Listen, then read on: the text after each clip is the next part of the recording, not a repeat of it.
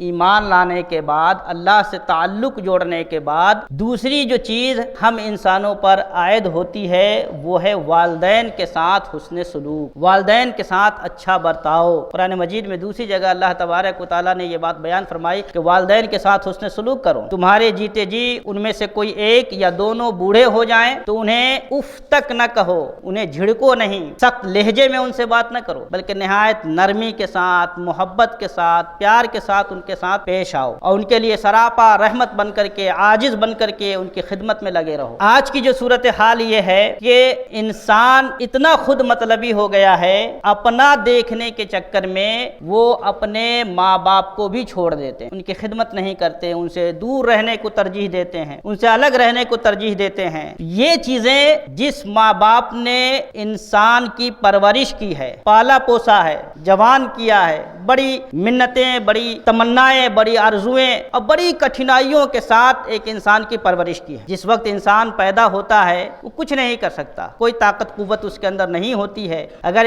والدین ایسے وقت میں اسے چھوڑ دے تو اس کا زندہ رہنا مشکل ہو جائے گا۔ ایسے وقت میں والدین ایک ننھی سی جان کی پرورش کرتے ہیں، دیکھ بھال کرتے ہیں، ان کا خیال رکھتے ہیں، ہر طرح کی دکھ تکلیف اور مصیبتیں برداشت کرتے ہیں اور اس کو بڑا کرتے ہیں۔ تو یہ ذمہ داری عائد ہوتی ہے اس اعتبار سے بھی کہ والدین نے اس کی پرورش کی ہے، اسے صحت و تندرست بنا کے رکھا ہے، دنیا میں جینے کا سلیقہ سکھایا ہے، تو ان کے ساتھ حسن سلوک کیا جائے، ان کے ساتھ احسان کا معاملہ کیا جائے، ان کی خدمت کی جائے۔